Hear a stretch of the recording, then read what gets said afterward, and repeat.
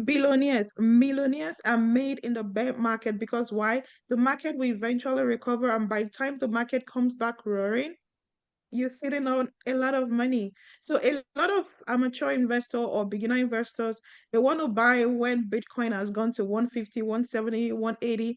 And that is when the pro are literally taking their profit Their out of the profits, market. Yeah, we're yeah, taking the and they'll be profit in left the to holding the 180s, bag. 190s. Yeah. So Yeah, again, yeah. despite the fact that crypto is volatile, if you have some cash that you're willing to lose and you have a long-term thesis, I'll do Bitcoin. I think that's fantastic. And I think that's something that I've been looking at, as a retail investor to say, look, I have been wondering, like, how much money do you need, like, to be a profitable trader and to make meaningful money?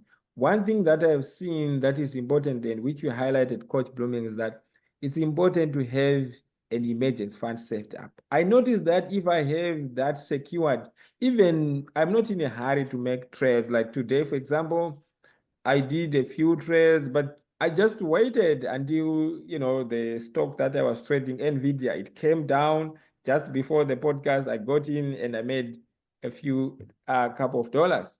That's it. I was not in a hurry and I was okay to say, look, if today I'm profitable, at least I make a couple of dollars.